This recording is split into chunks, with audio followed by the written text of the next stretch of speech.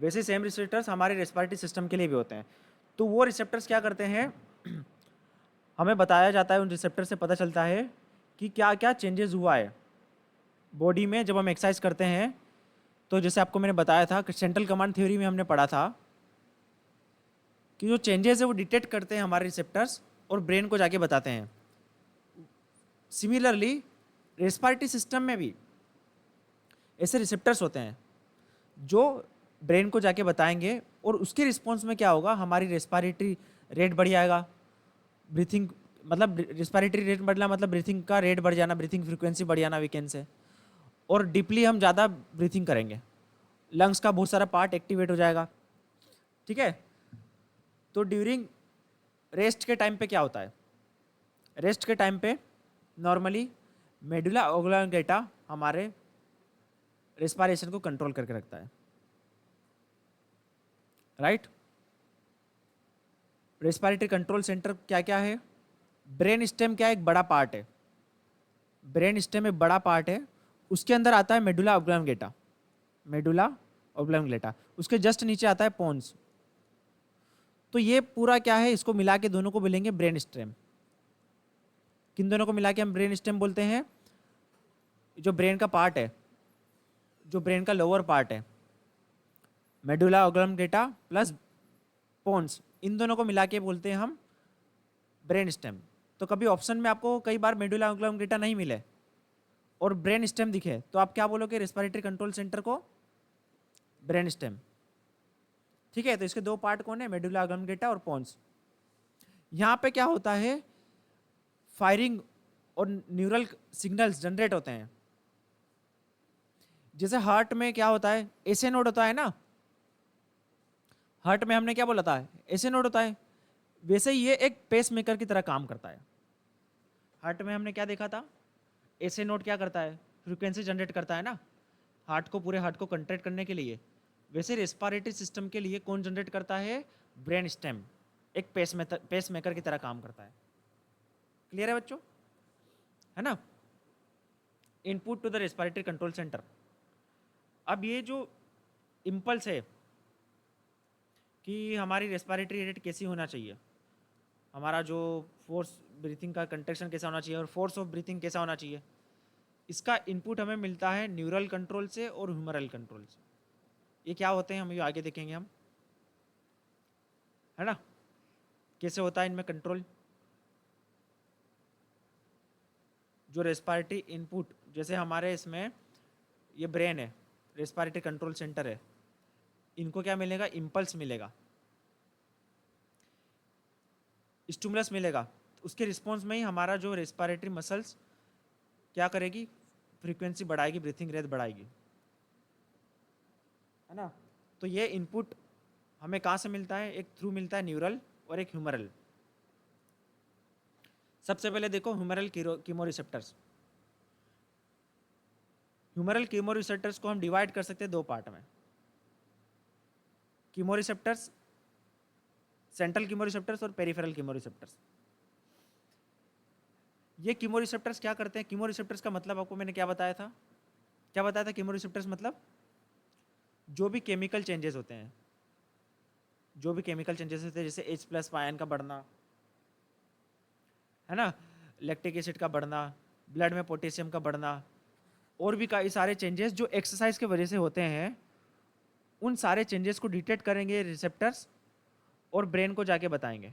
उसके रिस्पॉन्स में ब्रेन क्या करेगा, ब्रीथिंग फ्रीक्वेंसी को बढ़ा देगा और डीपली इन डेप्थ रेस्पिरेशन होगी, डीप फोर्सफुल रेस्पिरेशन होगी, ज़्यादा वॉल्यूम ऑफ एयर और इनटेक होगा, हाइपर वेंटिलेशन होगा। कहने का मतलब ये है, वेंटिलेशन बढ़िया आएगा, है ना। तो ये कीमो रिसेप्टर दो टाइप के हैं, ये जो रिसेप्टर्स है दो टाइप के हैं, पेरिफेरल और सेंट्रल, राइट। पेरिफेरल मतलब से आपको ही समझ में आ रहा है, पेरिफेरल मतलब सराउंडिंग वाला, पेरिफेरल रीजन मतलब आउटर रीजन, और सेंट्रल मतलब मिडल वाला। तो सेंट्रल रीजन क्या होगा, जो कि हमारे ब्रेन में ही लोकेट है। कहाँ पे लोकेट होते हैं सेंट्रल कीमो रिसेप्टर्स, कहाँ लोकेट होते हैं, लिखो सेंट्रल कीमो रिसेप्टर्स, उसके नीचे लिखना मेडुला ऑब्लांगेटा, मेडुला लिख दो, ठीक है। अब वो कैसे डिटेक्ट करेगा चेंजेस को? जो हमारा ब्लड है, जो फ्लूइड हमारी ब्लड जाता है ब्रेन की तरफ, है ना, तो उसमें भी हमारे जो चेंजेस आते हैं, मतलब हम जब एक्सरसाइज करते हैं तो हमारी पूरी ब्लड में चेंजेस आते हैं, H प्लस आयन का बढ़ना, ठीक है। और ये जो हमारे cerebro spinal fluid, cerebro spinal fluid क्या है कि जो ये ब्लड जाता है हमारा टुवर्ड दिस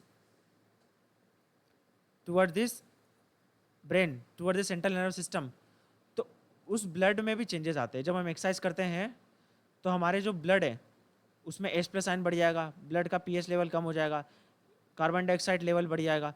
तो ये सारे चेंजेस, ये ब्लड जब ब्रेन से फ्लो होके जाता है तो वहाँ पे खुद एक रिसेप्टर रहते हैं, ब्रेन में ही खुद रिसेप्टर है, वो चेंजेस डिटेक्ट करेंगे सेंट्रल रिसेप्टर्स, राइट। तो क्या क्या चेंजेस होते हैं, जैसे पार्शियल प्रेशर और कार्बन डाइऑक्साइड का बढ़ जाना, H प्लस आयन बढ़ जाना, है ना। तो उससे क्या होगा, ब्रेन को पता चल जाएगा कि हाँ भाई कुछ ना कुछ गड़बड़ हुई है, ठीक है। तो ये चेंजेस ब्रेन के अंदर ही होते हैं, ब्रेन के अंदर ही रिसेप्टर्स होते हैं जो डिटेक्ट कर लेते हैं, उसको बोलते हैं सेंट्रल रिसेप्टर्स। स्पेसिफिकली किस जगह पे होते हैं, ये मेंडुला में होते हैं। सेकेंड है पेरिफेरल कीमो रिसेप्टर्स, ये भी सेम रिस्पॉन्स करते हैं। पार्सल कार्बन डाइऑक्साइड का लेवल को बढ़ना एक्सरसाइज के टाइम पे बढ़ता है, H प्लस आयन का बढ़ना, एसिडिक हो जाना ब्लड का, ये सारे चीज़ें डिटेक्ट करते हैं। पर इनकी लोकेशन कहाँ पर है? इनकी लोकेशन है यहाँ पर, कारोटाइड बॉडीज में, आरोटिक बॉडीज में, यहाँ पर लोकेशन है।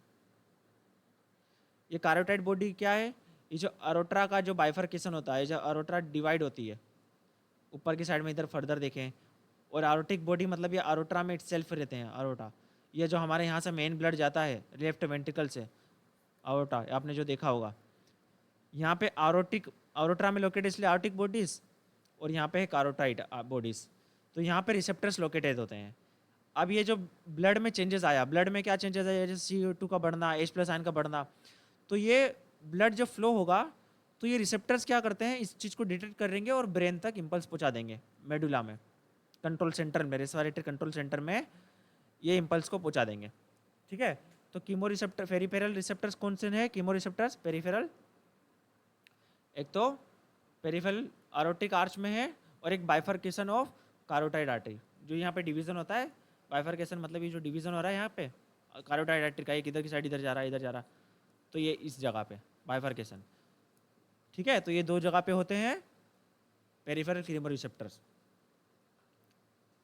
अब जो कारोटाइड है स्पेसिफिकली, ये नोट डाउन कर लिया आपने, सेंट्रल वाला नोट डाउन कर लिया। सेंट्रल में क्या लिखना है आपको, पहले लिखो कीमो रिसेप्टर्स, पहला लिखो सेंट्रल, सेंट्रल के नीचे लिख लो एट मेडुला, ये ऐसा लिखो सब, मेडुला, ठीक है। क्या यहाँ पे डिटेक्ट करेगा ये चीजें, ऐसा लिख लो CO2 H plus ion, right. Next लिखो peripheral, everyone write down, second लिखो पेरिफेरल, पेरिफेरल कीमो रिसेप्टर्स लिखो।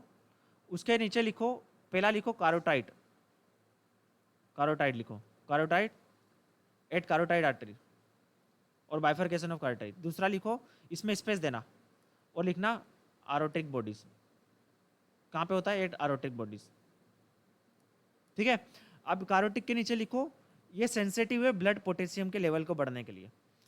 क्या क्या बढ़ेगा, ब्लड का पोटेशियम का लेवल, ठीक है। नॉन एपिरिन, जब एक्सरसाइज करते हैं तो पोटेशियम का लेवल बढ़ता है, नॉन एपिनेफ्रिन का लेवल बढ़ता है और डिक्रीज होता है। एक मिनट, इसमें डिक्रीज नहीं होना चाहिए ना, level non epinephrine decrease in arterial partial pressure and increase in temperature. इसमें कुछ चेक करूंगा मैं, इसका डिक्रीज नहीं होना चाहिए, एपिनेफ्रिन का लेवल तो बढ़ना चाहिए। ये कोमा आएगा यहाँ पे कोमा आना चाहिए, ठीक है। तो ये इसका लेवल बढ़ना चाहिए, ये अलग है। Decrease in arterial partial pressure, ये डिक्रीज बात कर रहा है, इसकी बात कर रहा है ऑक्सीजन के पार्शियल प्रेशर की, ठीक है। तो ऑक्सीजन का पार्शियल प्रेशर कम होना, पोटेशियम का लेवल बढ़ना, नॉर एपिनेफ्रिन का लेवल बढ़ना, और टेम्परेचर का बढ़ना, ये सब कौन डिटेक्ट करेगा? कारोटिक बॉडीज। ठीक है, ये सारी चीज़ें कौन डिटेक्ट करेगा? कारोटिड बॉडीज ये डिटेक्ट करेगा। मतलब क्या हुआ? एक्सरसाइज की कंडीशन नहीं है और रेस्पिरेटरी फ्लो को बढ़ाना है।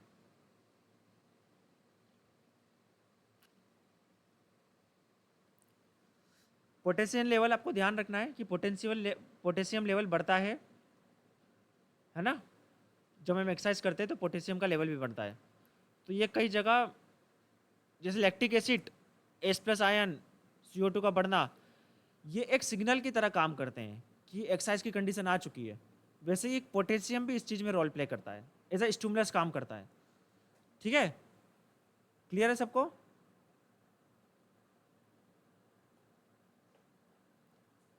आपको मैं एक और PDF बताता हूँ। Let me share that PDF, उसमें और कुछ डिटेल्स है।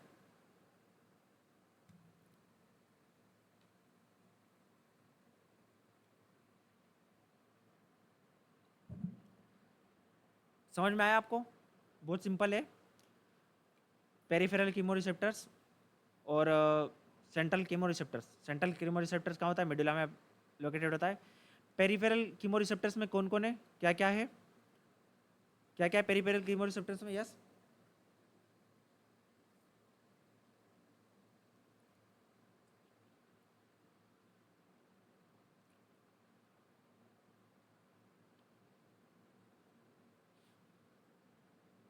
आपको एडिशनल कुछ बताता हूँ, रुको जरा। हाँ, देखो स्पेसिफिकली अगर हम बात करें, ये इम्पोर्टेंट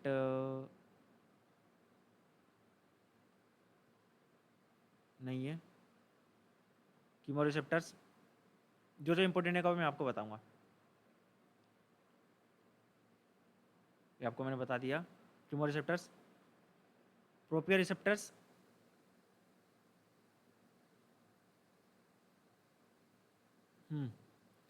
एक और रिसेप्टर है प्रोपियोरिसेप्टर्स। ये काइनेस्थेटिक सेंस में प्रोपियोरिसेप्टर्स और ये सब चीज़ें हम डिटेल में पढ़ेंगे, न्यूरोनल सिस्टम में आएगा काइनेस्थेटिक सेंस में। तो प्रोपियोरिसेप्टर्स भी एक्टिवेट हो जाता है ड्यूरिंग एक्सरसाइज, है ना? प्रोपियोरिसेप्टर्स कहाँ होते हैं? हमारी मसल्स वगैरह में, जॉइंट्स में, इनमें प्रेजेंट रहते हैं। मूवमेंट के थ्रू ये चेंजेस होता है प्रोपियोरिसेप्शंस, राइट? तो ये एक्सरसाइज के टाइम पे क्या एक्टिवेट करते हैं? सेरिब्रल कोर्टेक्स को। सेरिब्रल कोर्टेक्स हमारा क्या है? सेरिब्रल का जो सेरिब्लर है ना, उसका एक पार्ट है सेरिब्रल कोर्टेक्स। ठीक है, तो वो भी एक्टिवेट होता है और उसकी वजह से क्या होता है? इम्पल्स आता है सेरिब्रल कोर्टेक्स का मेडुला रेस्पिरेटरी कंट्रोल सेंटर में। सबसे पहले देखो, मेडुला ओब्लांगेटा, मेडुला तो हमारा रेस्पिरेटरी कंट्रोल सेंटर है, बट उसको कौन इनपुट देगा? उसको बताएगा कौन? Cerebral cortex. उसके पहले एक और है इस प्रोसेस में, और देखिए, है ना? डायरेक्टली मेडुला ओब्लांगेटा तो इन्वॉल्व होता है रेस्पिरेटरी कंट्रोल सेंटर में, बट उसके पहले मेडुला ओब्लांगेटा को कौन बताएगा कि हाँ हमें ब्रीथिंग रेट बढ़ानी है? कौन बताएगा? Cerebral cortex. बस इतना याद रखना, ठीक है? उसके रिजल्ट में क्या होगा? हाइपर वेंटिलेशन बढ़ेगा, राइट? तो इसमें भी रोल है इसका सेरिब्रल कोर्टेक्स का। इसको डिटेल में हम प्रोप्रियोसेप्टर्स को हम डिटेल में रेस्पिरेटरी सिस्टम में पढ़ेंगे।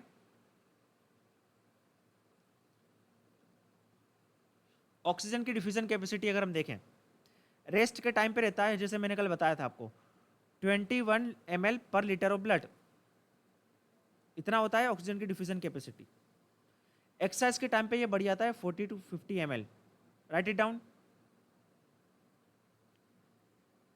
आवाज आ रही है सबको? मधु, नीरज, उपेंद्र, क्या बोल रहा हूं मैं? एक्सरसाइज के टाइम पे ऑक्सीजन की डिफ्यूजन कैपेसिटी कितनी बढ़ जाती है? 40 to 50 ml। लिखो इसे, एक्सरसाइज और रेस्ट के टाइम पे 20 ml पर मिनट, इतना डिफ्यूजन होता है। डिफ्यूजन कैपेसिटी मतलब पर मिनट 21 ml ऑक्सीजन डिफ्यूज होता है, बट एक्सरसाइज के टाइम पे इसकी वैल्यू बढ़ जाती है इतनी।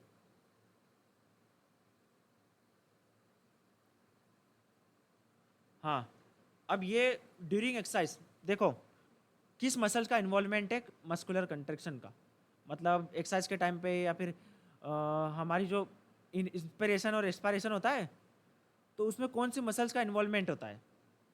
इसका ये एग्जाम में आया था यूजीसी नेट के, इसमें मसल्स का ग्रुप था कौन सी मसल्स रिस्पॉन्सिबल है। तो इंस्पायरेशन के टाइम पे ड्यूरिंग एक्सरसाइज जब हमें फोर्सफुल ब्रीथिंग करना रहता है तो कौन सी मसल्स का इन्वॉल्वमेंट है, राइट इट डाउन।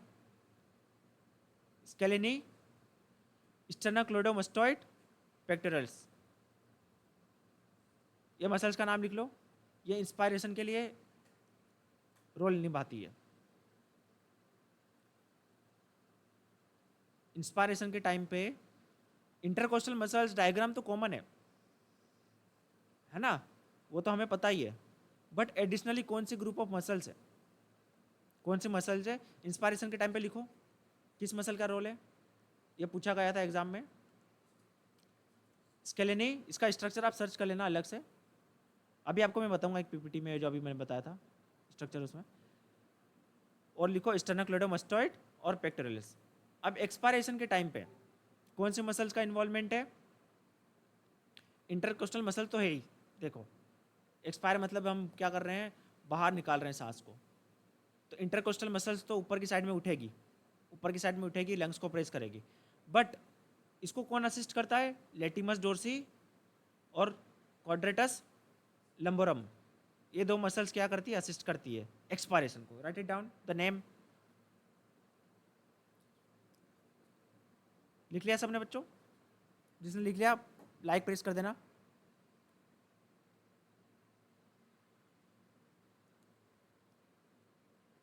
लिख लिया ना, इंस्पायरेशन स्केलेनी, स्टर्नोक्लेडोमास्टोइड्स, पेक्टोरल्स।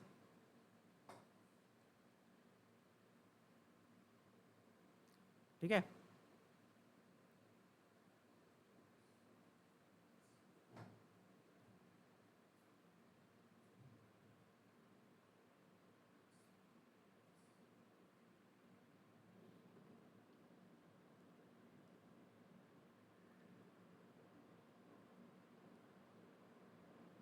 देखो अब एक्सरसाइज के टाइम पे जो वीनस रिटर्न है, आपको मैंने क्या बोला था ऑक्सीजन कंटेंट के बारे में। एक्सरसाइज के टाइम पे एक बात समझना, एक्सरसाइज के टाइम पे मसल्स हमारा ऑक्सीजन ज़्यादा कंज्यूम करती है ना, और ये जो वेन्स है, जो वेन्स है हमारी, इसमें कम ऑक्सीजन जाता है क्योंकि ज़्यादा amount of oxygen muscles consume कर लेती है एक्सरसाइज के टाइम पे, ये आपको मैंने बताया था। रेस्ट के टाइम पे ओनली 4 to 5 ml कंज्यूम करती है, बाकी का 14-15 ml वापस जाता है ब्लड पर डेसीलीटर ऑफ ब्लड, ऑक्सीजन की बात कर रहा हूँ मैं, ठीक है।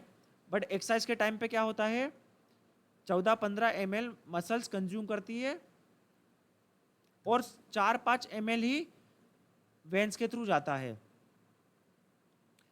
तो ये मसल्स की बात कर रहे हैं हम। बट अगर जो टोटल वेनस है, टोटल ब्लड है जो वेन की तरफ जा रहा है, उसका कंटेंट सेम रहेगा। वेन, समझ में आ रहा है आपको बात, क्यों, क्योंकि मसल्स हमारी ज़्यादा ऑक्सीजन कंज्यूम कर रही है, डाइजेस्टिव सिस्टम और ये चीज़ें तो नॉर्मली कंज्यूम करेगी ना ऑक्सीजन को। तो जो मिक्स वेनस ऑक्सीजन है, ये क्या था, ऑक्सीजन था वेन्स का, कौन सी वाली बात कर रहे हैं हम, मसल्स की जो वेन्स है, पर जो मिक्स ऑक्सीजन वेन्स है, वेनस ऑक्सीजन कंटेंट है, जो मतलब हमारे डाइजेस्टिव सिस्टम से भी ब्लड आ रहा है, मसल से भी ब्लड आ रहा है, तो इसमें क्या रहेगा कि ऑक्सीजन का कंटेंट एवरेज हो जाएगा। क्यों, क्योंकि मसल्स हमारा ज़्यादा ऑक्सीजन लेगी और ये तो कम ऑक्सीजन इंटेक करेगा, तो दोनों मिला के एवरेज हो जाएगा ना। तो मिक्स वेनस ऑक्सीजन कंटेंट में कोई ज़्यादा चेंजेस नहीं आएगा एक्सरसाइज के टाइम पे, पर ये वाले ऑक्सीजन कंटेंट में चेंजेस आएगा। कौन से वाले में, कौन सी वाली वेन में ऑक्सीजन का कंटेंट ज़्यादा आएगा, बताओ, जो वेन मसल से ब्लड लेके आ रही है। आपको ये बात समझ में आई है क्या बोल रहा हूं मैं?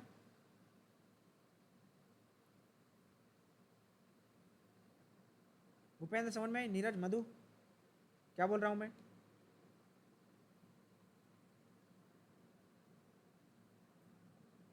मिनट।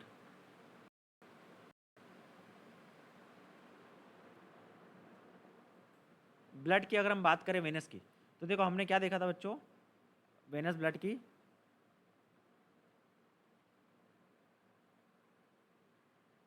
देखो क्या देखा था हमने कि देखो एक जो मसल से ब्लड जाता है, ये वेन है मसल से, है ना, इससे जो ब्लड जाता है हार्ट की तरफ, इससे जो हार्ट की तरफ ब्लड जाता है, उसमें ऑक्सीजन का कंटेंट क्या होता है, बहुत कम होता है। क्यों? क्योंकि क्या करती है, मसल्स हमारा बहुत सारा ऑक्सीजन ले लेती है ना। तो ये मसल से जा रहा है ब्लड, और ये ब्लड जा रहा है डाइजेस्टिव सिस्टम, इंटरनल ऑर्गन से ब्लड जा रहा है। बट ये तो ऑक्सीजन का इंटेक कम करते हैं ना, तो इनका जो ऑक्सीजन का इंटेक है, स्क्रीन नहीं विजिबल है, एक मिनट।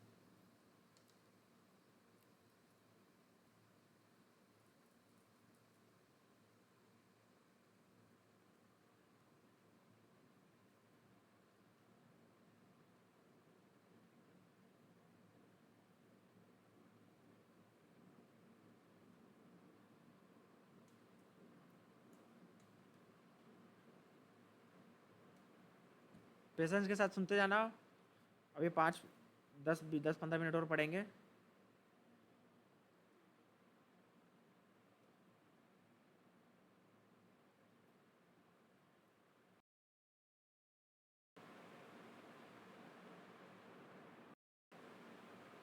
ठीक है, आ गया।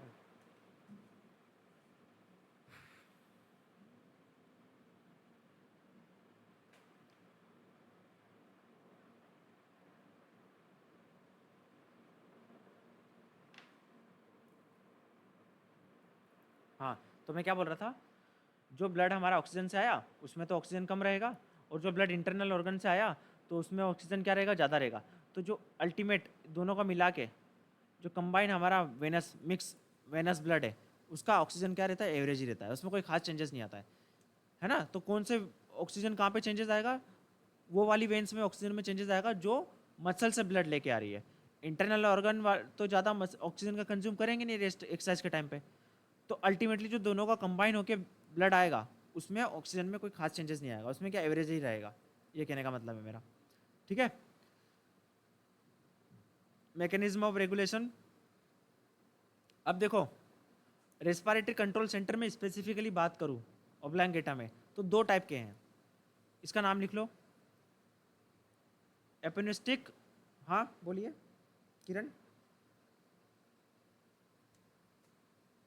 पिछले वाला, हाँ एक मिनट। देखो मैंने क्या बोला था, एक्सरसाइज के टाइम पे क्या होता है, ये हमारा क्या है, मसल्स है, इधर से क्या आ रही है, वे आर्टरीज आ रही है ना, और यहाँ से क्या आ रहा है, वेन्स जा रही है। तो एक्सरसाइज के टाइम पे मसल्स ज़्यादा ऑक्सीजन का कंटेंट कंज्यूम करेगी कि नहीं करेगी, करेगी ना, है ना। तो ये वेन्स कहाँ से आ रही है, मसल से आ रही है हमारी। अब दूसरी बात, जो इंटरनल ऑर्गन्स है, वहाँ पे भी जाता है ब्लड, है ना। पूरा 100% तो बन नहीं होगा ना, वहाँ पे भी जाता है ब्लड, और वहाँ से भी वेन आएगी।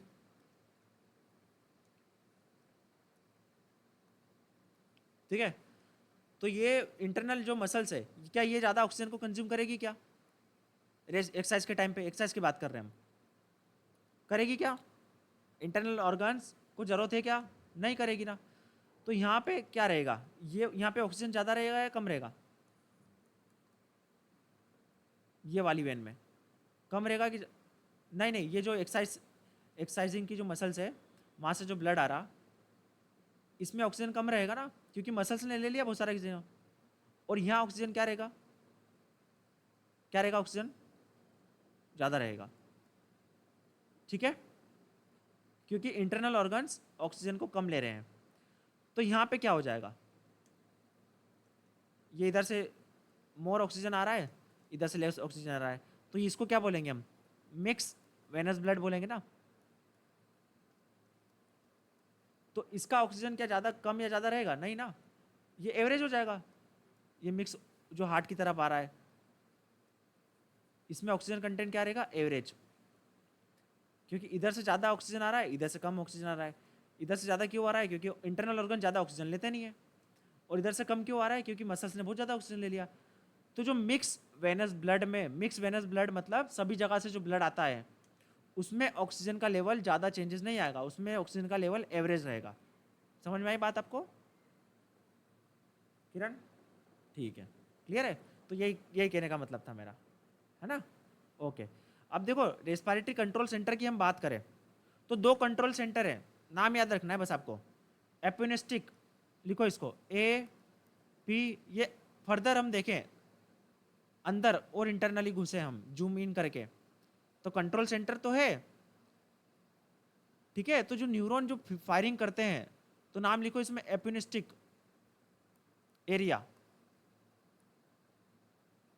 और एक और दूसरा लिखो न्यूमेटिक्सिक, एक मिनट इसको नाम क्या है, PNU, न्यूमोटेक्सिक, नाम याद रखना बस इसका। इनका नाम लिखो। उधर centre aid in control of respiration, और कौन है, न्यू एपिनिस्टिक एरिया और न्यूमोटेक्सिक एरिया। एपिनिस्टिक क्या करता है, उसके नीचे क्या लिखोगे, एपिनिस्टिक के नीचे ये क्या करता है, एक्साइटरी इफेक्ट। क्या करता है, फायरिंग को बढ़ाता है, इंस्पायरेशन को बढ़ाता है। और ये क्या करता है, इनहिबिट, इनहिबिट का मतलब रोकता है, रोकना, इनहिबिट, ठीक है। बस इतना लिखो, ये क्या है, एक्साइटरी, एक्साइट करता है, रेस्पिरेशन को बढ़ाता है, और ये क्या करता है, इनहिबिट करता है। क्लियर है, बस ये नाम याद रखना है आपको। मैं पूछूं which are the two control centre और रेस्पिरेटरी सिस्टम, तो क्या याद रखो, एपिनिस्टिक और न्यूमोटेक्सिक कंट्रोल सेंटर, ठीक है। बस ये याद रखना है आपको, नाम याद रखना है, उससे ज़्यादा नहीं। क्लियर है, लिख लिया नाम। Other two control centre of respiration, पहला लिखो एपिनेस्टिक और न्यूमोटेक्सिक सेंटर, ये दो सेंटर है।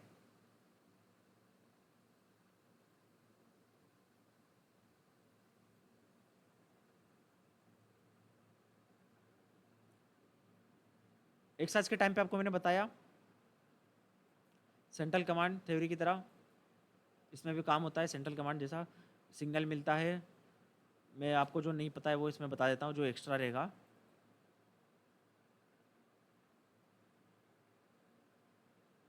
ये चीज़ें बता दी हमने, ठीक है। एसिड बेस बैलेंस कैसे होता है। डिस्नेपिया, ब्रीथिंग रेगुलेटरीज ड्यूरिंग एक्सरसाइज, क्या क्या होता है ड्यूरिंग एक्सरसाइज। डिस्नेपिया आपको मैंने बताया, शॉर्टनेस ऑफ ब्रीथिंग। अगर फिजिकल पुअर कंडीशन है तो मतलब देखो सांस फूलना बोल सकते हैं हम, है ना, सांस फूलना बोल सकते हैं जिसकी पुअर फिजिकल कंडीशन है, शॉर्टनेस ऑफ ब्रीथिंग होना, ठीक है। इसमें क्या होता है, कार्बन डाइऑक्साइड का लेवल और ये बढ़ जाता है, तो क्या हम तेजी से सांस लेने लग जाते हैं, सांस फूलना बोलते हैं ना हम।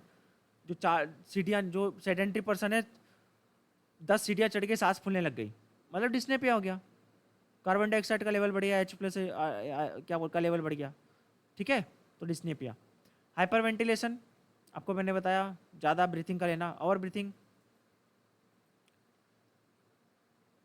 हाँ, और ब्रीथिंग मतलब एंजाइटी की वजह से, घबराहट की वजह से जो ब्रीथिंग करते हैं, कुछ खास टर्म नहीं है। ये आओ, वाल्सवा मैन्यूअर। वाल्सवा मैन्यूअर क्या होता है बच्चों, यस एनीवन, किसी ने सुना है, सुना होगा कई बार।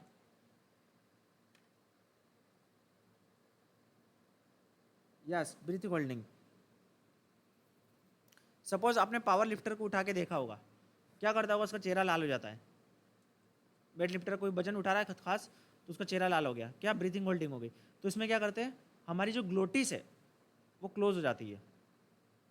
ग्लोटिस मतलब पता है, ये जो नोज से आ रहा है, नोज एक फुट पाइप और विंड पाइप को सेपरेट करता है, यहाँ पे एक वाल्व की तरह होता है, ताकि, है ना, यस, ताकि फूड हमारे विंड पाइप में ना जाए। तो यहाँ पे ग्लोटिस एक फ्लैप लाइक स्ट्रक्चर होता है, ठीक है। तो हम क्या करते हैं, ऐसा ऐसा दम लगाते हैं ग्लोटिस को क्लोज करके, तो उसको बोलते हैं वाल्सवा मैन्युअर कंडीशन। जो हेवी लिफ्टिंग करते हैं, आपने कई बार देखा होगा दम लगाते एकदम ऐसा करके, मतलब मुंह से, चेहरे से दम लगाते हैं ना, तो क्या होता है कि वो ग्लोटिस बंद हो जाती है। तो इससे क्या होता है, इंट्राथोरेसिक प्रेशर बढ़ जाता है हमारा,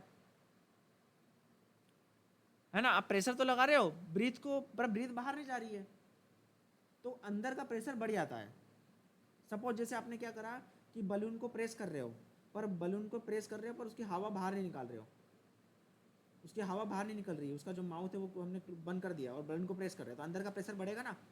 वैसे ही हम क्या करते हैं, हमारे जो आउटलेट है, हमारी नोज का जो एरिया है जहाँ से वेंटिलेशन होता है, ये पार्ट को हमने ब्लन कर दिया और अंदर से प्रेशर लगा रहे हैं हम। तो ये कंडीशन आती है वास्वाम मैन्युअर में। ग्लोटिस को क्लोज कर देते हैं, इंट्रा एब्डोमिनल का प्रेशर बढ़ जाता है, डायग्राम एब्डोमिनल मसल ये सब फोर्स लगाती है अंदर से, पर ग्लोटिस बंद होने के कारण क्या है, एयर बाहर नहीं निकल पाती, तो अंदर का प्रेशर बढ़ जाता है, इंट्राथोरेसिक प्रेशर बढ़ जाता है। इससे क्या होता है, हमारा ब्लड प्रेशर भी बढ़ जाता है। इससे ब्लड प्रेशर बहुत ज़्यादा बढ़ जाता है, बढ़ सकता है अगर ज़्यादा टाइम तक करे, और बहुत ज़्यादा लंबे समय के लिए हमारे लिए क्या हो सकता है, ये हार्मफुल हो सकता है। तो उस कंडीशन को क्या बोलते हैं, वाल्सवा मैन्युअर। क्लियर है?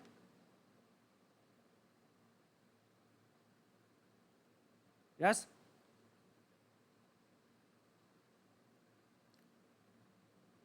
वेंटिलेटरी इक्विवेलेंट फॉर ऑक्सीजन क्या होता है? नाम याद रखो, डेफिनेशन बस। क्या होता है? Ratio between volume of air expired, ratio between कितनी बार एयर निकली, और वेंटिलेट मतलब जितनी बाहर निकली, amount of oxygen consumed, amount of oxygen consumed, कितनी एयर बाहर निकली उसका रेशियो कंपेरेटिव कितना ऑक्सीजन हमने कंज्यूम किया, ठीक है। इसको बोलेंगे ventilatory equivalent for oxygen, VE divide by VO2। बस इतना याद रखो, कितनी एयर हमने एक्सपायर करी और कितना ऑक्सीजन हमने कंज्यूम करा, इन दोनों को रेशियो को बोलेंगे वेंटिलेटरी इक्विवेलेंट फॉर रेशियो। लिखो लिखो बच्चों, वेंटिलेटरी इक्विवेलेंट फॉर ऑक्सीजन लिखो, और ये फॉर्मूला लिखो, VE डिवाइड बाय VO2। कितनी एयर पे कितनी एयर हमने बाहर निकाली और कितना ऑक्सीजन का कंजप्शन हुआ। तो VE के सामने लिख लो, V के सामने ऐसा डेश करके लिख लेना, वॉल्यूम ऑफ एयर एक्सपायर्ड लिखो। V के सामने क्या लिख लोगे, वॉल्यूम ऑफ एयर एक्सपायर्ड।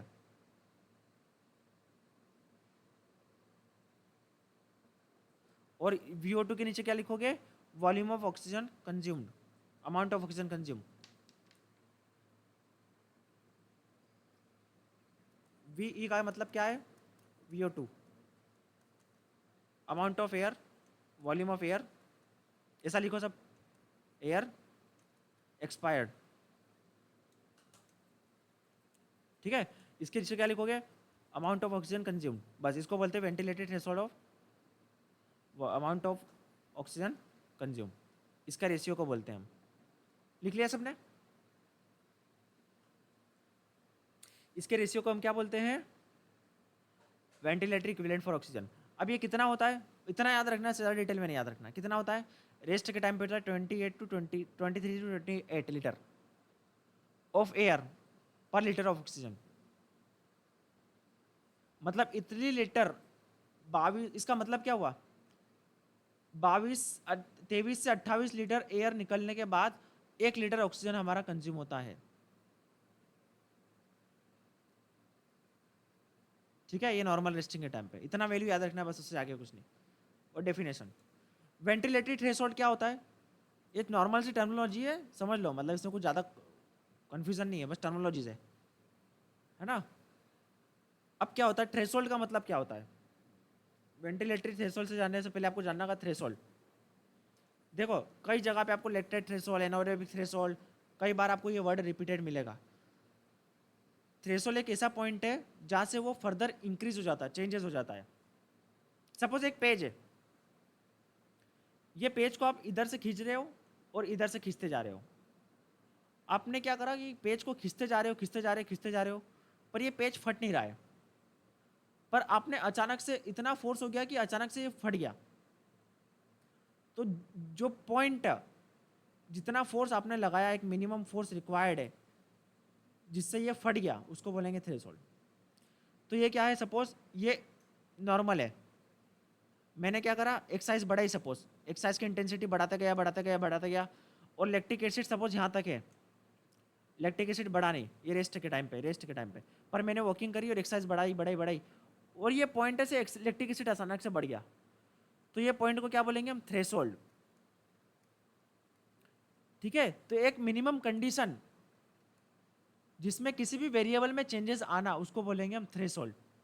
यहाँ पे एनारोबिक थ्रेशोल्ड बोल सकते हैं। एनारोबिक थ्रेशोल्ड मतलब क्या है कि यहाँ तक एरोबिक सिस्टम चल रहा था, यहाँ तक एरोबिक सिस्टम चल रहा था, इस पॉइंट से क्या हुआ, एनारोबिक सिस्टम स्टार्ट हो गया। ठीक है, इस पॉइंट से क्या हो गया, एनारोबिक सिस्टम स्टार्ट हो गया, तो इस पॉइंट को क्या बोलेंगे, एनारोबिक थ्रेशोल्ड। तो थ्रेशोल्ड का मतलब आपको समझ में आया बच्चों? एक मिनिमम लिमिट। जैसे आप आपके क्या करते हो, एक फ्रेंड को चिढ़ाते हो, आप उसको दिन भर से उसका दिमाग खराब कर रहे हो, चिढ़ा रहे हो उसको, चिढ़ा रहे हो, चिढ़ा रहे हो, उसको कुछ नहीं हुआ, चिढ़ाते जा रहे हो। अब आपने क्या करा, आपने चिढ़ाने का जो लेवल है, आपको उसको परेशान करने का लेवल बहुत बढ़ा दिया, और अचानक से उसको आपने उसको मार, उसने आपको मार दिया, उल्टा सीधा बोल दिया, मतलब लिमिट क्रॉस हो गई भाई, उसके टॉलरेट करने की लिमिट क्रॉस हो गई, तो वो थ्रेशोल्ड पॉइंट है, वहाँ से आप वो कंट्रोल नहीं कर सकता, तो वही थ्रेशोल्ड पॉइंट जहाँ से चेंजेस आ जाता है। तो एनारोबिक थ्रेशोल्ड मतलब जहाँ से एनारोबिक सिस्टम स्टार्ट हो जाता है। लैक्टेट थ्रेशोल्ड मतलब जहाँ से लैक्टेट का बिल्डअप होना स्टार्ट हो जाता है। तो कहीं भी आपको थ्रेशोल्ड वर्ड दिखे, मतलब उसका स्टार्टिंग हो चुका है। क्लियर है, समझ में आया सबको? एक ऐसा पॉइंट जहाँ से उस चीज़ का बढ़ना हो गया, अमाउंट बढ़ गया। ठीक है ना? तो वेंटिलेटरी थ्रेशोल्ड का मतलब क्या होगा? अभी आपको मैंने थ्रेशोल्ड का मतलब बताया, सिंपल सी बात है, आप समझ गए आप थ्रेशोल्ड का मतलब। तो वेंटिलेटरी का मतलब क्या है? As exercise intensity increases at a same point of ventilation increases disproportionality to volume of consume the point at which ventilatory threshold. मतलब क्या है? ऐसा पॉइंट जहाँ से वेंटिलेशन अचानक से बढ़ने लग जाता है। वेंटिलेशन थ्रेशोल्ड क्या होगा? आपका ब्रीथिंग रेट नॉर्मल चल रहा है, ब्रीथिंग नॉर्मल चल रहा है, वेंटिलेशन नॉर्मल है, एक्सरसाइज करते गए, नॉर्मल वॉकिंग करते गए, फिर आपने एक्सरसाइज बढ़ा दी, अब इस जगह से वेंटिलेशन आपका अचानक से बढ़ गया, तो इसको बोलेंगे वेंटिलेटरी थ्रेशोल्ड। क्लियर है? इस जगह से आपका एयर का इनहेलेशन एक्सलेशन बढ़ गया, ब्रीथिंग रेट बढ़ गया, मतलब ज़्यादा इन एयर पास हो रही है हमारी लंग्स से, इसको बोलेंगे वेंटिलेटरी थ्रेशोल्ड। क्लियर है? Yes? Nishant, Annu, Sudhanshu, ventilatory threshold clear? Kiran, Khushboo, चलो ठीक है। ठीक है, तो threshold is a point from which any value increases disproportionality, disproportional मतलब अचानक से वो इंक्रीज होते जा रहा है। ठीक है, व्हेन वर्क एट, अब देखो क्या होता है, क्या कंडीशन है, बस 2-3 पेज और बचे हैं, पेशेंस के साथ पढ़ते जाइए। When work rate exceed 55 to 70% of VO2 max at approximately the same point, ventilatory threshold and more lactate start to appear in blood। है ना? तो हमारा जब एक्सरसाइज का VO2 max बढ़ जाता है 55 से 70% के बीच में, मतलब हमारी मैक्सिमम कैपेसिटी से हम 55% से ऊपर आ जाते हैं, उस टाइम पे हमारा वेंटिलेशन अचानक से बढ़ जाता है, और लैक्टिक एसिड भी हमारी बॉडी में दिखने लग जाता है, बढ़ने लग जाता है। क्यों? क्योंकि हमारी इंटेंसिटी बढ़ रही है ना, V2 max बढ़ रहा मतलब इंटेंसिटी बढ़ रही है, तो लैक्टिक एसिड बढ़ेगा ही सही, है ना? इसमें देखता हूँ मैं इंपॉर्टेंट क्या है। कुछ फैक्चुअल इन्फॉर्मेशन है। रेस्ट के टाइम पे हमारी रेस्पिरेटरी मसल्स, एक minute, respiratory muscles work without fatigue. क्यों? क्योंकि कैपिलरी डेंसिटी रेस्पिरेटरी मसल्स में बहुत ज़्यादा है। कैपिलरी डेंसिटी रेस्पिरेटरी मसल्स में बहुत ज़्यादा है ना। और क्या है, माइटोकॉन्ड्रिया और ऑक्सीडेटिव एंजाइम, जैसे हार्ट की मसल थकती नहीं है ना, समझ रहे हो। हमारी जब हम एक्सरसाइज करते हैं, लॉन्ग डिस्टेंस रनिंग कर रहे हैं, तो हमारी मसल थक जाती है, तो रेस्पिरेटरी मसल्स भी थक जाना चाहिए। बट रेस्पिरेटरी मसल्स की कैपेसिटी ना बहुत ज़्यादा है, ऑक्सीडेटिव एंजाइम इसमें रीच है, कैपिलरी डेंसिटी ज़्यादा है, ज़्यादा ब्लड वेसल्स है, और माइटोकॉन्ड्रिया भी बहुत ज़्यादा है। ठीक है, तो अल्टीमेटली इसकी ऑक्सीडेटिव कैपेसिटी ज़्यादा है, इसलिए ये बिना फटीक के लंबे टाइम तक काम कर सकती है हमारी रेस्पिरेटरी मसल्स।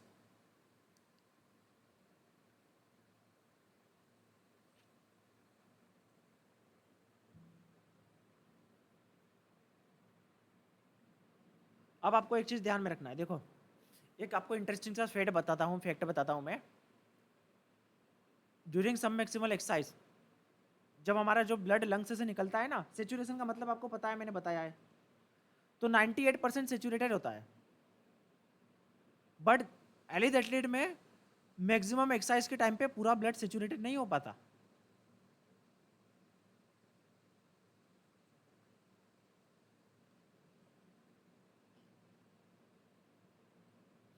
उसके टाइम पे एथलीट एथलीट के टाइम पे कंडीशन आ सकती है एक्सरसाइज इंड्यूस्ड आर्ट्रियल हाइपोक्सिया, हाइपोक्समिया। क्यों? ये रीज़न क्या है इसका? क्योंकि ब्लड का फ्लो बहुत तेज़ी से बढ़ जाता है, तो परफ्यूज़न और ब्लड मैच नहीं कर पाता। मैं क्या बोलने का मतलब है, इस डायग्राम के रूप में आपको समझाता हूँ। ये लंग्स है सपोज, और यहाँ से ब्लड निकल रहा है नॉर्मल एक्सरसाइज के टाइम पे, तो मैक्सिमम होमोग्लोबिन क्या है, ऑक्सीजन के साथ में कंबाइन हो जाता है। मैक्सिमम मतलब कितना? 98 99%, 98 99%। आपने देखा होगा ये वैल्यू ऑक्सीमीटर में, देखा होगा ना, इतना ब्लड सैचुरेटेड रहता है। बट जब एक्सरसाइज इंटेंसिटी मैक्सिमम पे पहुंच जाती है, तो ये ब्लड क्या है, बहुत तेज़ी से यहाँ से निकलता है, तो क्या होता है, परफ्यूज़न नहीं हो पाता। परफ्यूज़न, ऑक्सीजन यहाँ पे डिफ्यूज़न अच्छे से नहीं हो पाता है, ऑक्सीजन का परफ्यूज़न नहीं हो पाता है। एग्जाम्पल समझिए, ये बस खड़ी है, बस जा रही है, आप स्टेशन पे खड़े हो, बस अगर स्लो निकलेगी तो मैक्सिमम पीपल ही इसमें बस में चढ़ सकते हैं, है ना। बस की स्पीड कम है ना, तो मैक्सिमम पीपल क्या है, ट्रेन है सपोज, तो मैक्सिमम पीपल क्या है इसमें जा सकते हैं। पर ये बस अगर बहुत ज़्यादा स्पीड से निकले, तो क्या यहाँ पे लोग आसानी से चढ़ पाएंगे क्या? पीपल यहाँ पे बस में बैठ पाएंगे क्या? नहीं ना। वैसे ही जब ब्लड यहाँ से बहुत स्पीड से निकलेगा, तो ऑक्सीजन एचबी के साथ में जुड़ नहीं पाएगा। तो इस कंडीशन को क्या बोलते हैं हम? इस कंडीशन को बोलते हैं एक्सरसाइज इंड्यूस्ड आर्ट्रियल हाइपोक्सीमिया। ये जब कब होता है, ये कंडीशन कब आती है? जब हम एक्सरसाइज मैक्सिमम कैपेसिटी पे करते हैं, ठीक है, तो इस कंडीशन को बोलते हैं exercise induced arterial hypoxaemia. In some highly trained athlete, endurance athlete, there is a too much demand of on a lungs gas exchange resulting decline in arterial oxygen and arterial O2 saturation। तो उसके वजह से क्या होता है, तो ये जो आर्ट्रियल ऑक्सीजन है, इसके लेवल में डिक्लाइन हो जाता है। तो इस कंडीशन को क्या बोलेंगे? एक्सरसाइज इंड्यूस्ड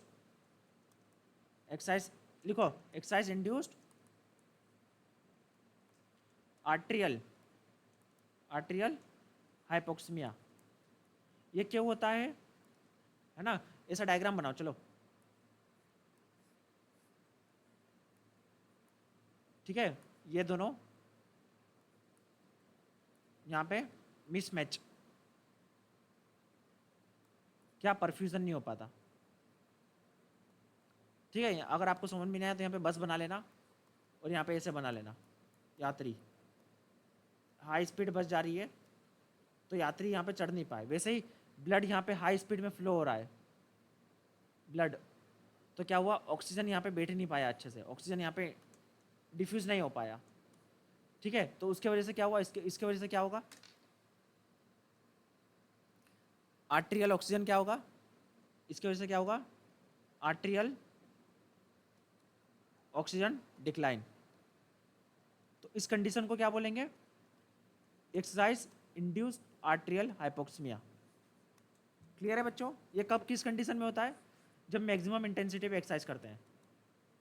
तो ये लिमिटेशन फैक्टर है, ये लिमिटेशन की तरह है।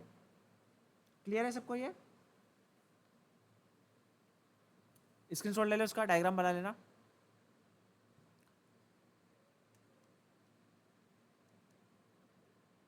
आगे बढ़े, क्लियर है सबको।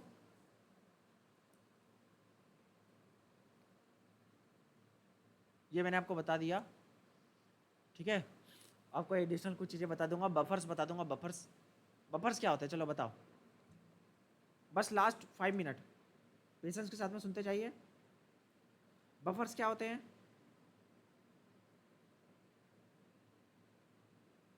तुम सोच रहे होंगे मैंने तो 5 मिनट के लिए, आधे घंटे के लिए बुलाया था और मैं खिंचते जा रहा हूँ। कोई बात नहीं, बफर्स बताओ, बफर्स का मतलब क्या होता है।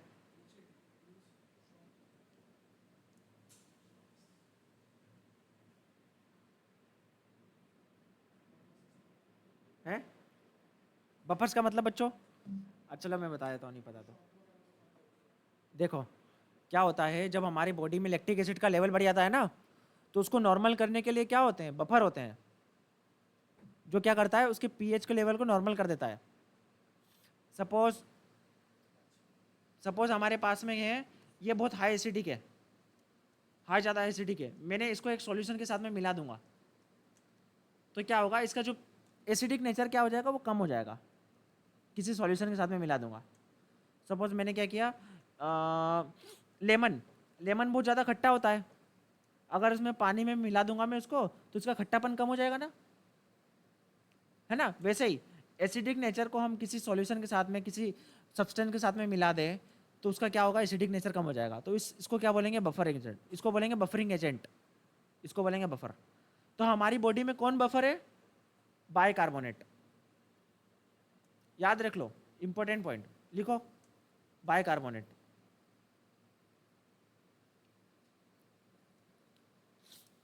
ठीक है, ये देखो कौन कौन से बफर है, इसकी फोटो लिख लो बेटा, बच्चों, सॉरी।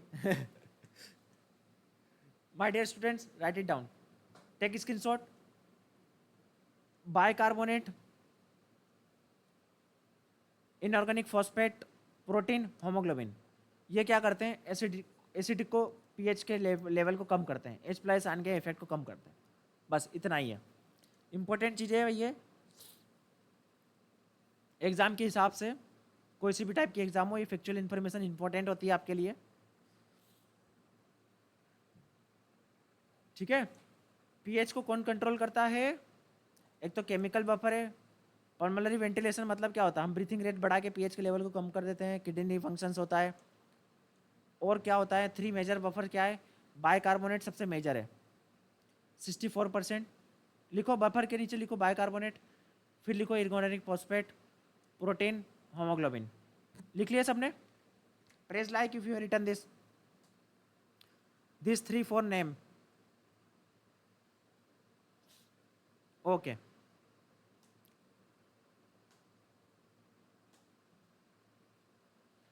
चलो ये बस इतना था, इसका जिसको पढ़ना है स्क्रीनशॉट ले सकते हो, खास नहीं है इसमें कुछ, ये हम बाद में पढ़ेंगे, मसल ग्लाइकोजन वगैरह ये सब एनर्जी सिस्टम में पढ़ेंगे। जिसको एक्स्ट्रा पढ़ना हो कि लैक्टेट एसिड कितना बढ़िया आता है, 20 नॉर्मल होता है, 1 से 3 तक मिलीमोल पर केजी ऑफ मसल्स, ठीक है। एक्सरसाइज के टाइम पे बढ़ जाता है, 20-25 तक बढ़ सकता है। पीएच नॉर्मल रहता है 7.1 मसल्स का, अगर हम कोई स्प्रिंट वगैरह लगाते हैं तो 6.7 तक पीएच जा सकता है। क्लियर है, तो ये अलग से हम पढ़ेंगे, अलग टॉपिक